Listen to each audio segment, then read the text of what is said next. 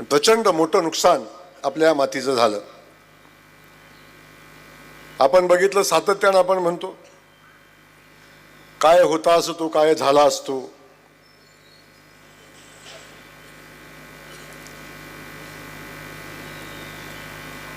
असे कसे शकुनी मामा बर्बाद झालाच तुम्ही।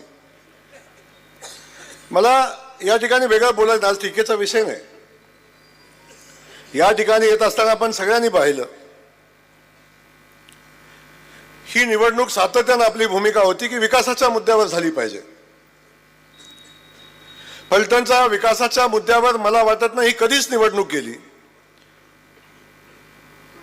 ही निवडणूक आल्यावर आपलं अस्तित्व जेव्हा विधानसभेच्या निवडणुकीच्या अगोदरपासून, जसं दादांच्या खासदारकीची निवडणूक झाली तेव्हापासून हे महाशय सातत्यानं अस्वस्थ होते, अख्खं कुटुंब अस्वस्थ होतं आणि त्यांना कुठं जायचं समजत नव्हतं, काय करायचं समजत नव्हतं, कुठं बसावं, कुठल्या पक्षात जावं, कुठल्या नेत्याकडे जावं, कोणाला मदत मागावी हे कधीच कळत नव्हतं। तेव्हा दादा, मी सातत्यानं सांगितलं, हे कधीही लढवय्ये नव्हते, कधीच लढवय्ये नव्हते। हे फक्त सत्तेत होते आणि सत्तेचा उपयोग करून लोकांना बांधून ठेवून, लोकांना दमबाजी करून, लोकांना त्रास देऊन हे सत्तेत राहिलेले होते। ज्या दिवशी सत्ता गेली त्या दिवसापासून हे माणसं अस्वस्थ झाली आणि कुठं जायचं हे त्यांना समजत नव्हतं। आपण सातत्यानं बघितलं, लोकसभेच्या वेळी पहिल्यांदा जसं अजितदादा सत्तेत आले तसे महाशय सत्तेत गेले, लोकसभेला पराभव झाला तसं अजितदादांचं तिकीट टाकून दिलं, पुन्हा तुतारीचं तिकीट घेतलं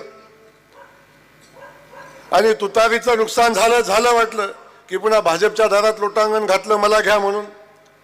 भाजपनं घेतलं नाही, अजितदादांच्या दारात गेले, त्यांनी घेतलं नाही।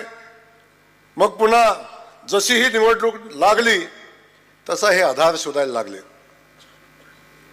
अरे 20 वर्ष 25 वर्ष दादांनी संघर्ष केला, आम्ही संघर्ष केला, आम्ही रडलो नाही कधी, आम्ही संघर्ष केला, सामान्य माणसाच्या विकासाचं काम केलं।